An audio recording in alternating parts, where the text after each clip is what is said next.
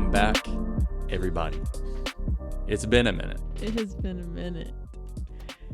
I feel like I said that the last time it had been a minute, but this has actually been like It has been a solid, hot minute. Notice that we didn't say welcome back to the Cine Garden podcast. We did a little bit of soul searching. We were wanting to get back into the podcast for a while, but ended up just feeling like we needed a plan, more of a solid foundation for our podcast, because in the past, if you've watched those episodes, there was planning, there was like production behind it. But to be honest with you, it was an audio issue. Not that it wasn't clear. It was just the audio was not tracking correctly. It was getting off, and I was having to do a whole lot in post for it. And for me and our workflow, it just didn't feel like it made sense for a while. Hopefully this time is better, and we actually have figured out the Even if the it's issues. not, we're getting him a new mic, so this is temporary. Yeah. So if this mic has issues, we'll be fine because we'll have a new mic soon. But we could have waited to record, but to be transparent with you guys, I can't even hear myself in my own headset. His headset is not connected to anything. It's really aesthetic. It's solely for aesthetic purposes. You can see I have one ear off because it's pretty muffled if I don't. But nevertheless, welcome back. I'm glad y'all are here. We've got some really cool things going. We do. And we have like just so much to catch up on from this year. I think our last podcast was like 9 months ago or maybe more. I feel like it was somewhere around March or April. It was in spring. And we don't have to catch up on everything today. I feel like today we just want to kind of talk about this relaunch, talk about our new name, and kind of dig into like why did we change it and what our heart and like vision is for this podcast. And I think also just for our, I guess, dipping our toes into education. And so hopefully you guys are along for it, because we want you to be. We want to get connected with people, and that's kind of the whole point, is just community and like just being able to be there for people and like help people and learn in the process. Yeah. So. I think one of the biggest lessons that we learned last year was how important it is to invite people in, because in this industry, and I think in probably a lot of freelance or like creative industries where you're self-employed, it's like a super lonely environment if you let it be, and you really do yourself a disservice by doing things by yourself and not connecting with other people. Yeah. So there was a time recently at the beginning of the year where we weren't really doing much on social media and things like that, because we're in a cave editing. Yeah. And I feel like the thing that grounded me the most was just seeing like engagement through social media when we did say something, or if we posted to our story and people reached out and had conversations with us. Like, it was 2 weeks at home. I'm pretty sure we almost didn't leave the house. Yeah. I mean, honestly, I feel like December and like halfway into January, we were pretty like cooped up, and dang, that it like sucked, honestly. Yeah, it wasn't great. Yeah, it wasn't great, but we got what we needed to get done. Yeah, totally.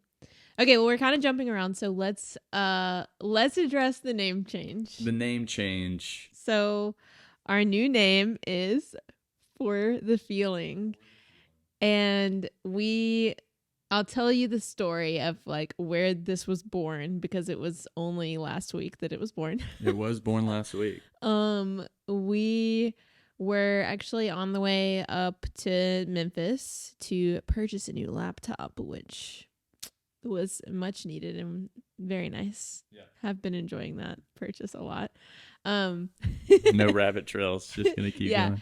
But on the way up there, we're in the car because it's like a 35-minute drive, and I think were we just talking about like relaunching the podcast, what were our plans for that? And we're talking about how we really wanted a new name, because I feel like Cine Garden Podcast, I feel like we just don't want it to be about us necessarily. Yeah, when we first launched, it was kind of about us. Like, we had episodes that we were talking about us, what we did. Like, I think one of them was about our childhood or something like that. But so it was kind of about us, but we have more of a purpose for this podcast, and that's what we want to communicate with you guys today. Yeah.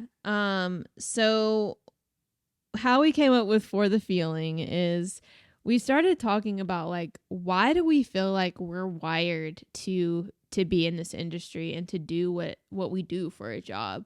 And not everybody, I don't know if everybody feels that way about their job, as it's like tied directly to their purpose for their life.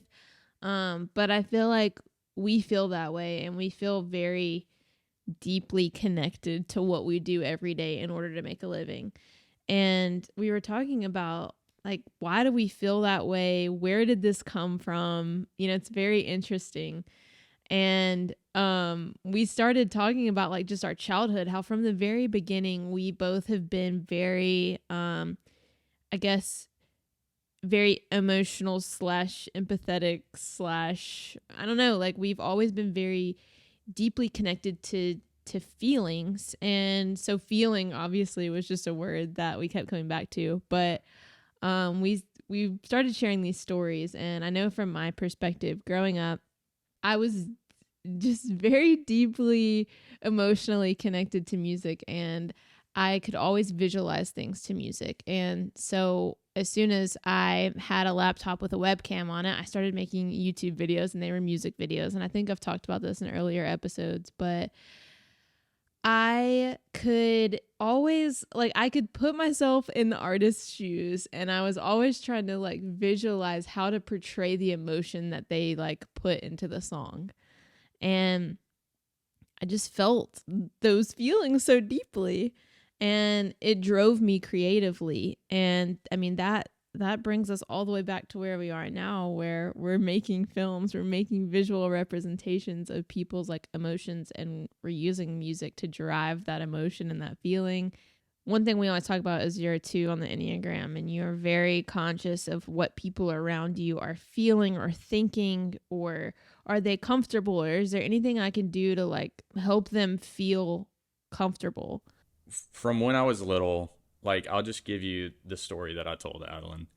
When I was younger, probably about 8 to 10, my parents took me to I think it was a baseball game, Memphis Tigers baseball game.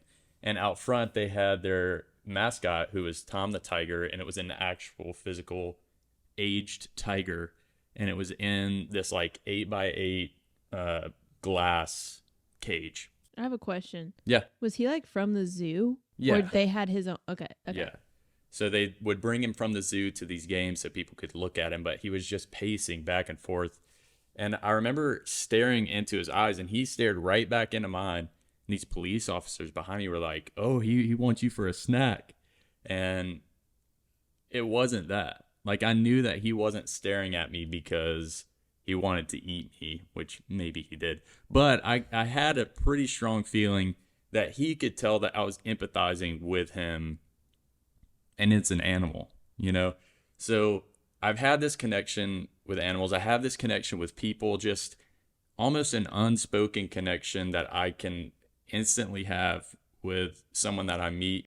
You're just extremely good at reading people. You always have been. That's what I was saying about, like, the superpower. Yeah, whatever. It's not like you're like, I'm psychic and I'm like, I can connect with animals. Like, it's not like that. It's just like it's just, you're extremely good at, like, being empathetic and reading people, and, like, and compensating for, like, what other people are feeling. Yeah, but that comes from experience.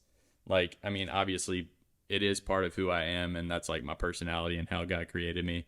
But I think there has been, like, situations, not issues, but situations where I've spoken too soon or something like that, and it's like I've put my foot in my mouth, and it's made me come across, like, not the way that I want to come across whatsoever. So I usually, if you do meet me and I seem more, like, set back, more introverted, it's Very because reserved. I am like reading your facial expressions. I'm reading your hands. Like I'm reading you so that I can understand you better. Like it's so funny because we'll meet new people and Adelaine's a 7 on the Enneagram and she's just like, what's up? Like she's like full force and she's Well, like, the way that I feel what you feel, where you want to make people feel comfortable and like you don't want to make someone feel uncomfortable.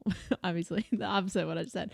But the way that I do that is I like talk and make sure like they know that they are acknowledged, and I don't like awkward silences. I'm very much like, I don't want anyone to feel uncomfortable, so I will fill the space with my presence and my words and whatever I have to do to make sure everyone's entertained, happy, and good. yeah. But the reason we bring that up is because in those conversations we found like the why behind Cine Garden. We literally had an epiphany in the car, and we were just like, holy crap, this is why we do this and why we love it so much. Yeah, it's those small details that I'm able to read that I love capturing. Yeah. And it's not just that I can have a connection with a couple very quickly. It's also like most of our films are very close up. Like we've had we shoot tight a lot. Yeah, we shoot really tight. And so people will kind of criticize that when we send a film to someone to critique, or like in our mentorship more wide shots sessions. So you can see the environment, and I understand that, and I get mad at myself every time I'm editing. I'm like, if we only had a wide shot here, it'd be great. Like, or it'd be great for the thumbnail. We literally never have thumbnails because we never shoot wide. Yeah, we've gotten better about it for sure. Like we are intentional about it, but for the longest time it was we were shooting tight because I just like, you know, if a groom's kind of fiddling his thumbs, like that's where the good stuff is. Yeah, that's what I'm saying. Or like a bride's kind of shaky. Like we've captured that before, and it's just like it makes the viewer feel like they're feeling that, you know. And here's what it boils down to: we never ever want our films to be an event recap video. That's what we tell every client. Like, we want to capture the essence of the day. We want to capture what was actually felt, and feelings. That's hard to capture visually, but you can do it. Yeah. And anyways, that we just came to this epiphany that we do this for the feeling. Yeah. We do it to capture the feeling of the couple. We do it to communicate the feeling with whoever views the films, and we do it because of the way it makes us feel when we're doing it and when we're putting a film together. I mean, almost every film, when we do a final watch through, we get teary-eyed. Yeah. We feel things, and that's how we know that we've done our job and we've exercised our purpose that we've been given. And so that's where the name came from.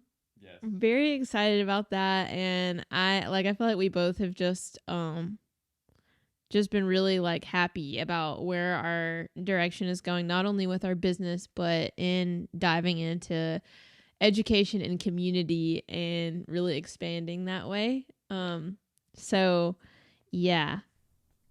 Yeah, I feel kind of silly now because Why? Like, I don't know. I got nervous, even though this is pre-recorded. Like we're not live, but I kind of got nervous, and it made me have like brain fog. I forgot my purpose for a minute. You know what I mean? Yeah. But no, like hopefully that communicated well, and like you understand why we chose that and what we kind of have now, like a solid foundation.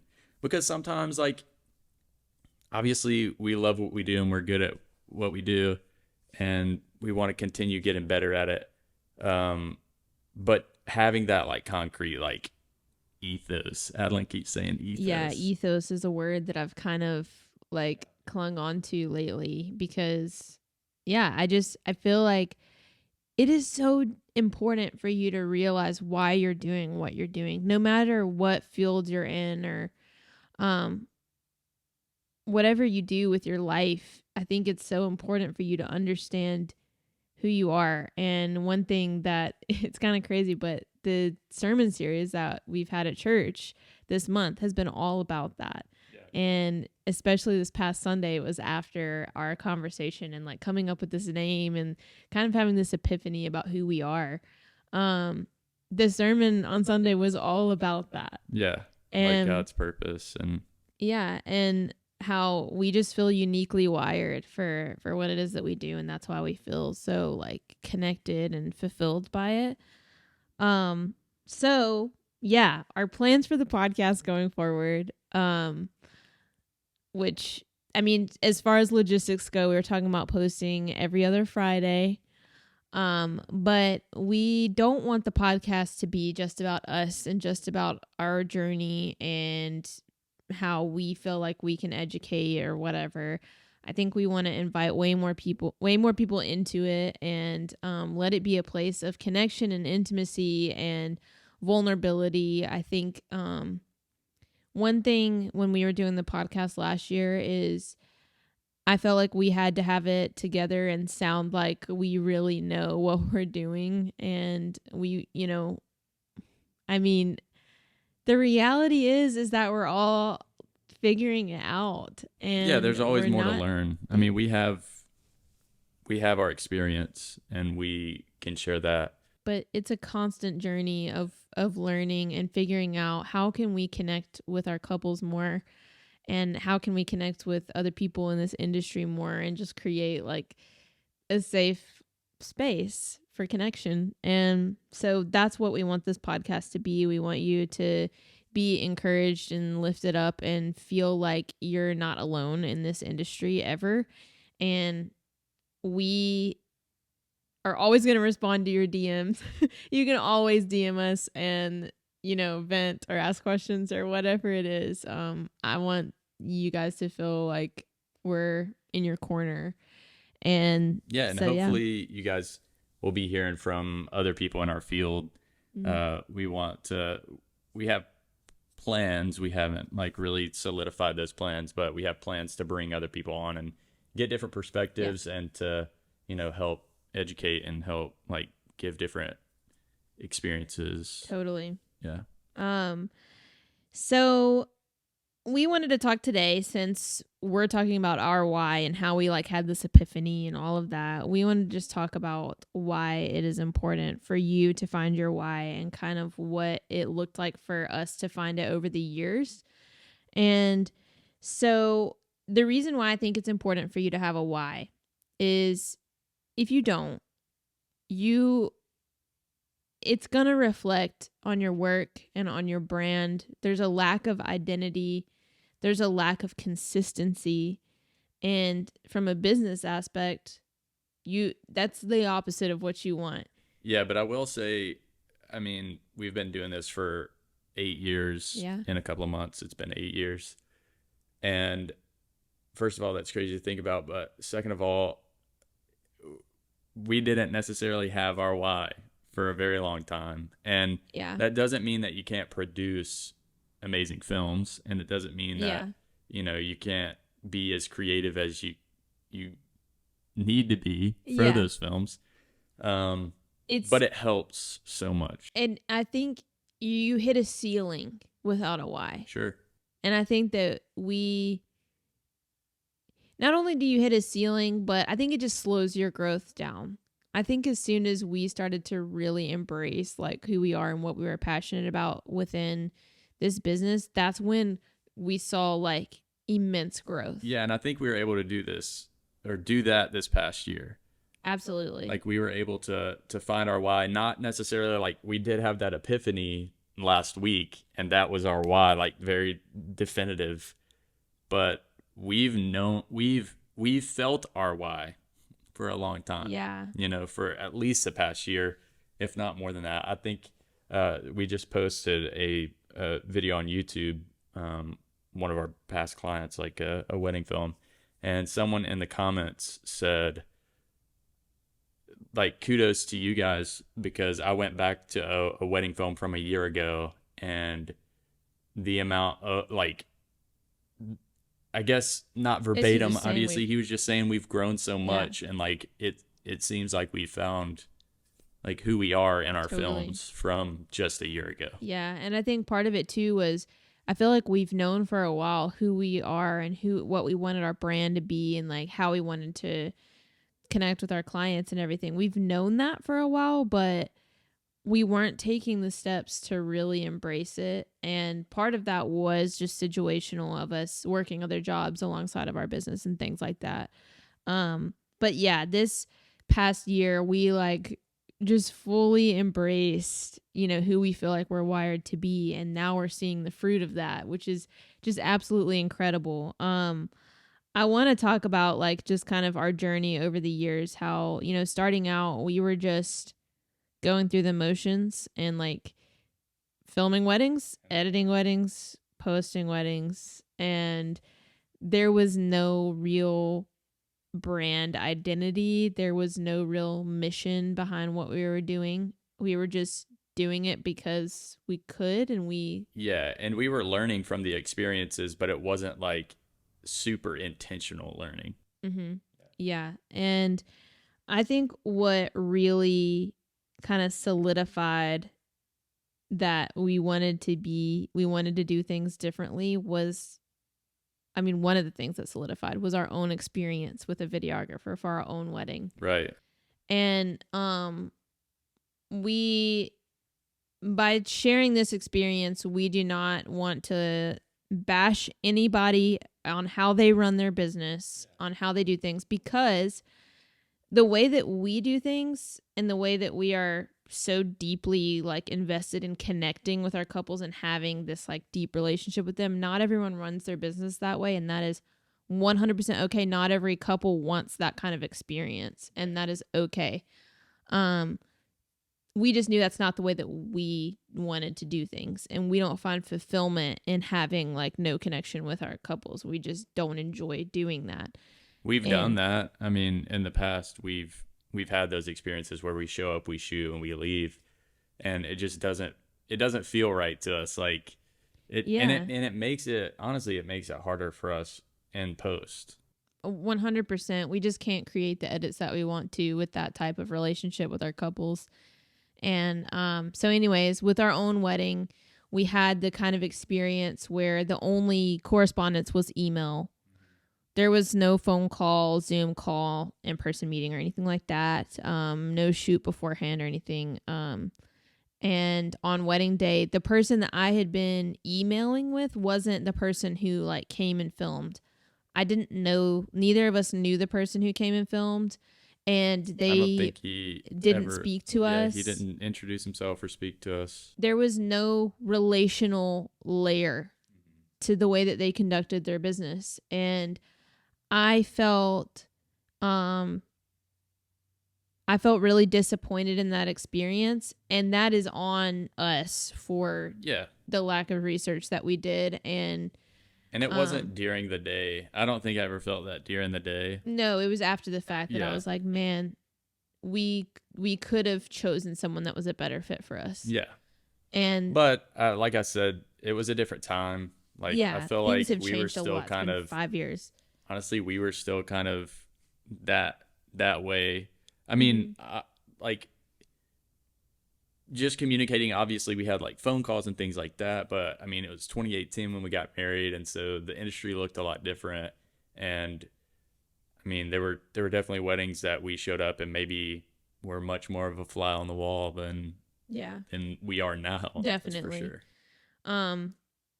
And again, another disclaimer, just to make sure you guys know, we are not trying to like bash on anybody or the way that anybody does their business. Like, this is just how we figured out how we wanted to run our business. Yeah.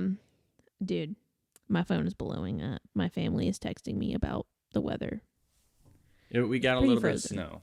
It's picking up too. But anyway, the main point of For the Feeling is what we've said, but also telling our couple's story the best that we possibly can within their film is the most important part for us. I think what we realized was the core of the film. We no longer wanted the core of the film to just be wedding day. We wanted it to be the story that actually led the couple to that day. and interlacing that into what actually happens on wedding day. Yeah. And so that's when we started implementing shooting with our couples before wedding day and doing our story sessions. And that's such a huge part of our process now that we don't, I don't want to say we don't allow, but Is not allowed. It's not an option. If you book with us, you get a story session. Yeah. And that's who we are. That's how we run our business now. And, we tried to do it in the beginning a little bit. Like we had, we called them like love stories or something like that. And people did not understand it. We weren't good at explaining it. And people were like, I'm not paying extra for this because it wasn't something we included in our packages. It was like an add-on. Yeah. And we were like, we really want people wanted people to do it. And people were like, no, I don't think we're going to do that. Yeah. And so anyways, we finally figured out we're just putting it in our package. And if you want to work with us, you're doing a story session. But yeah, that is what freaking changed the game for us. And I think it's been so cool to be able to connect with our couples before wedding day. We don't show up without already knowing them. Yeah. I mean, breaking the ice before wedding day it's so much easier. Like if you don't do that, please try to implement that. Like I'm not trying to keep that a secret or like hoard that information for anything. Like please start doing a story session, because when you show up and that I've felt that awkwardness. Like I said, I'm mainly an introvert because I like to read the room, but am I too far? You just seem far from your mic, that's all. Sorry if you couldn't hear that last part. No, it's fine. But anyway, what I was saying is, man, I was on a roll too. I'm sorry. Dude. You said you weren't trying to hoard that information. Yeah, I've been in that situation where you get to wedding day and you're like, I have nothing in common. Like, how do I break the ice? Like, especially for me, I have like high anxieties when it comes to me even thinking about what I'm going to like connect with someone on. I know that sounds silly, but at the same time, like now when we do our story session, that's already out of the way. And first of all, that doesn't even really happen anymore. Like I don't have that anxiety of like, what's this awkward encounter going to be like? Because it's never awkward ever anymore. Yeah. And I think a part of that is a mindset change. Like instead of going into a situation with like any sort of preconceived notion about the couple or just already feeling anxious and worrying about what they're going to think or whatever. First of all, the couple, I feel like most of the time is probably a little more anxious than we are because they're also walking into a weird situation with the story session. They don't. Yeah, they're going to be a little bit more vulnerable than we are. And they're like, how do we act in front of the camera? Like, what do we do? And, they're worried about being mic'd up and having to talk and stuff like that.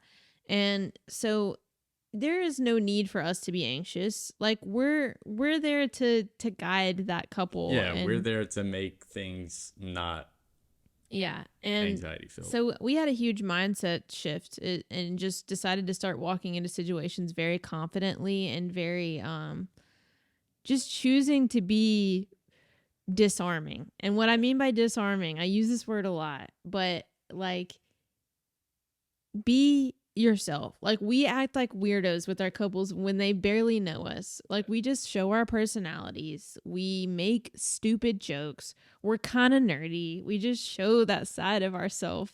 And I think it just lets them know like, okay, these people are human. Like I have nothing to worry about being, in front of the camera with them. And when you break down that relational barrier that's there, it makes the actual story session, the actual shooting and them talking with the camera on them, that it makes that run perfectly and smoothly. And they might not feel confident in it, but I'm telling you, every single time our couples kill it. Yeah. They are incredible. They're just themselves. But that is because we broke down the relational barrier before we started shooting. Yeah, and I think you can do that. You can do that in Zoom calls as well. Absolutely. I mean, I think the reason why even just walking up to the story session is easier is because that relational aspect to our business starts from the moment someone has a consultation with us. Like, we do our Zoom consultations and we're asking about their story. We're asking, okay, well, what are some things you guys have been through together? Talk to us. You know, some people have been through some like tragic things in their relationship, or amazing things, like they had a child, and you know, we ask questions about that stuff and we find out those things, and then you know, we have questionnaires and we have other Zoom calls prior to actually meeting them in person. So there's a lot of that, like just chipping away at that I keep saying relational barrier, but that's what it is. Yeah. And then so by the time we actually are meeting in person, it does kind of feel like we already know each other. I mean, we're following them on social media. I'm commenting on their posts. You know, I'm trying my best to make them feel like we are invested and we care about you guys. Yeah, because we like, are. We want to know sure. You guys. Yeah. Not acting like it. We are. I mean, you know, so. No, you're making them feel that way because that is our why. Absolutely. Dude, my phone is blowing up. Everybody's like, it's snowing. Chill, brother. So what has happened since we made this shift is our films reflect this shift. And because of that, now the couples that reach out to us are couples that want that. Yeah. And so there is less and less of couples that are extremely reserved and uncomfortable with sharing their story. And those couples, there are other videographers that are perfect fit for them, like who we had for our wedding, you know. Yeah. Not every couple wants this type of intimate, you know, story being shared. But because those are the couples we feel fulfilled by working with them, now that our work reflects that, that's who's coming to our website. That's who's sending us emails. That's who's, you know, inquiring with us. And so I want to encourage you, if you're feeling like the couples that I work with they just would never want to do this. They aren't comfortable, but that is where I want my business to go. I want to encourage you that, when you do have a couple that you have an inkling that they would be a little more open to something like this, do it for free. Do it if it wasn't something that they already booked you for, whatever, offer it. We've done that. Like, if you feel like this couple has a great story and I really want to be able to tell it, like, pursue that with that couple and see if they're down with it. Shoot it and start putting that out there, and your clientele is going to change. And then you don't have to feel like you're stuck in a clientele that doesn't necessarily match your ethos. Right. So, yeah. That's good. So the next thing that I wanted to mention was, since our films have just more and more reflected, you know, this ethos, and like where our films are just stories now more so than wedding recaps, we have been getting some DMs from people, which is super cool, that people, like, you know, they want advice and they're asking us questions. I get like super pumped about that. But people have been asking me, how are you getting your couples to open up, you know? And I think we just kind of told you a little bit about how that is possible. But I just want to let all of you know, if you are curious and you want to dig deeper and learn more about this, there might be something cooking up. There might be something cooking for you guys. Yeah. So, you know, just be on the lookout. Yeah, stay tuned along. In. We'll let you know. But we might be working on something. So, yeah. Cool. Yeah, I feel like that's pretty much all that we had for today. I want to encourage, like, just everybody to take some time to self-reflect and figure out, you know, why am I doing this? What is my ethos? Who are the clients that I want to work with? And you don't have to find that today, tomorrow, the next year. It's a journey. It's a journey. Yeah. Okay.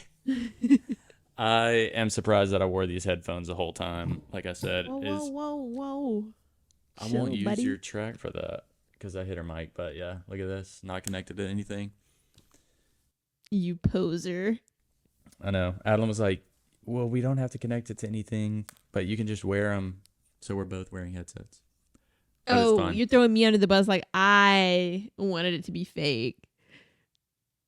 No, it's not fake. I just thought it would be weird if we weren't both wearing headsets. I feel like people wear headsets during podcasts, but I guess you don't have to. No, you I don't. can hear myself. I need that because I'll blow the mic out because I'm so loud if I can't hear myself. It would be nice, obviously, but no, it's just something. We're rambling. Yeah, Let's we get are. back on track. Look, we haven't seen you guys in a long time. I mean, maybe we have, but like on the podcast, we haven't.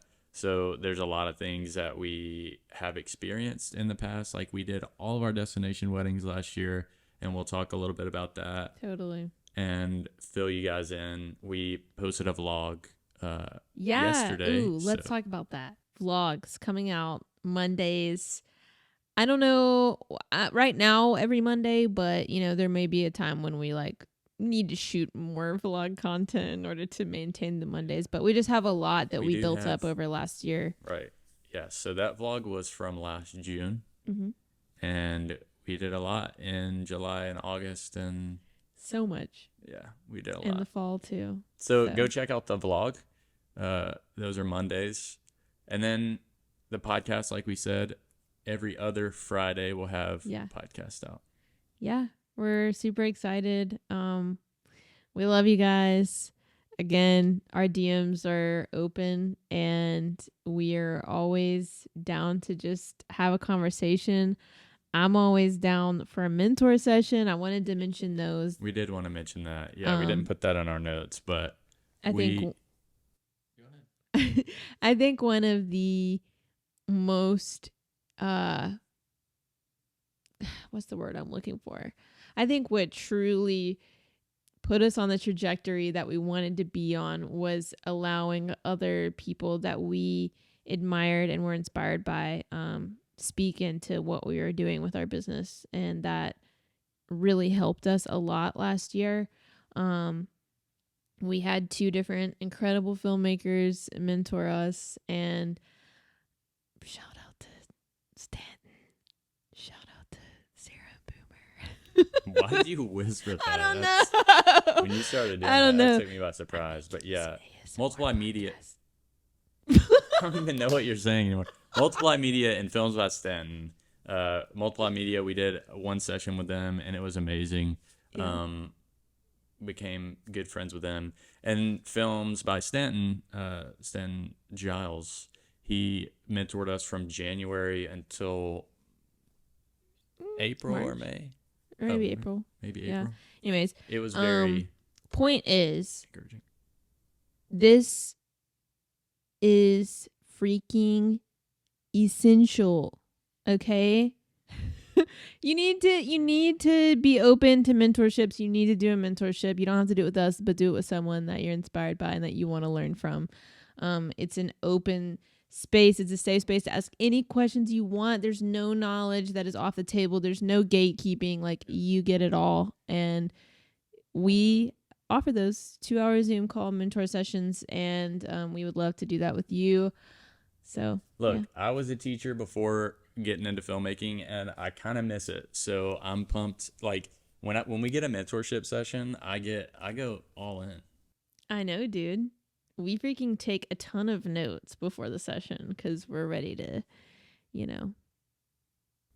don't tear know. you apart. No, I'm just kidding. We're ready to rip your business to shreds, buddy. I'm just kidding. We're ready to help you out the best we can. We are ready to help. So yeah. Okay. So podcast on Spotify, Apple, YouTube. If you want to watch it on video, which you should because we're really attractive and cool. I'm just kidding. I'm definitely just kidding about that. We need a dog cam. What? I said we need a dog cam. We do need a dog cam because our dogs are cuter than we are for sure. And Haku's just sleeping on the carpet right now, and he's like extra adorable right now. I wish y'all could see. But yeah, stay tuned. Make sure you subscribe to us on YouTube and follow us on Spotify or Apple. TikTok, Instagram, all the things, links in bio, blah, blah, blah. We love you guys. We'll see you guys in the next episode. And we're excited to be back. We're excited about For the Feeling. It's going to be lit. Thanks for taking time. Yes. To listen to us be silly. We love you all. Goodbye.